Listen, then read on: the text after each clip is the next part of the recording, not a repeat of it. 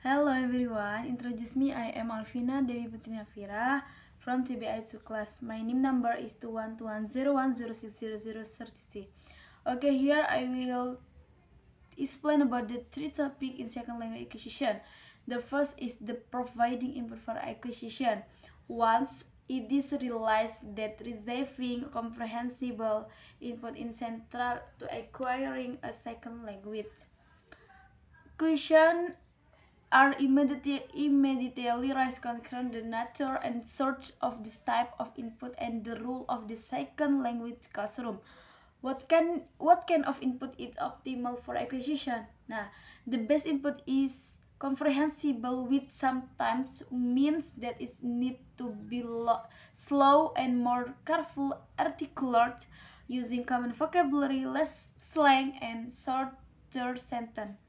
Optimal input is interesting and relevant and allow the acquired to focus on the meaning of the message and not on the form of the message. Optimal input is not grammatically sequenced, and a grammatical syllabus should not be used in part in the language classroom, in part because all students will not be at exactly the same level and because its structure is often only introduced once before moving on sometime else. And finally, optimal input must focus on quantity. Most language teachers have to that seriously underestimate how much comprehensible input is actually needed for an acquired to progress.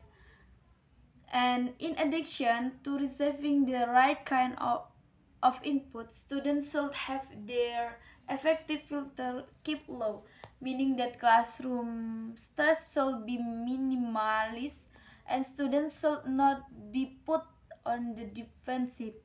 One result of that is that student errors should not be correct.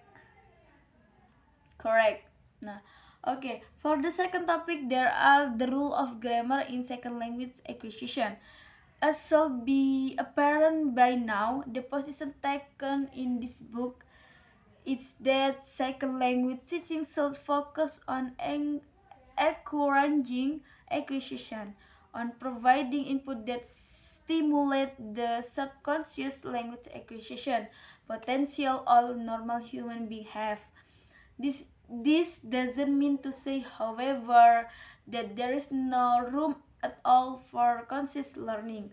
Conscious learning does have a rule, but it is not long the lead actor in the play. For start, we must realize that learning does not turn into acquisition. While the idea that we first learn a grammar rule and then use it so much that it's become internalized is common and may seem obvious to many. It is not supported by theory or by the observation of second language acquirers who often correctly use rules they have never been taught and don't even remember accurately the rules they have learned. Okay, the third topic is interaction and second language acquisition. Nah, the meaning interaction this is apa? Pembelajaran, instruksi dalam pembelajaran. Like teach ability, kemampuan belajar, and the example kayak Debbie get some new experience more than level sebelumnya yang Debbie miliki. Kayak in interaction this is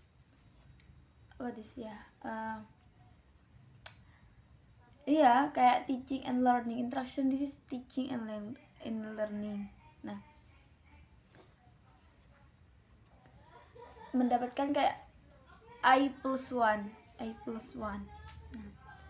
In interaction, there are natural sequence. The first, there is input, intake, second language, and output. Input ini kayak apa?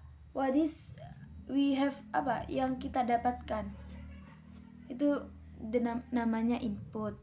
Kalau di pertengahan input to intake, that is the input based interaction. Nah, after that there is intake.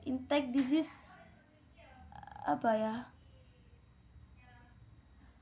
yang tadi yang kita dapatkan di input itu kayak intake tuh, yang sepahamnya kita tuh disebut intake, yang nyantol pada otaknya kita itu intake. After that the second language. Nah,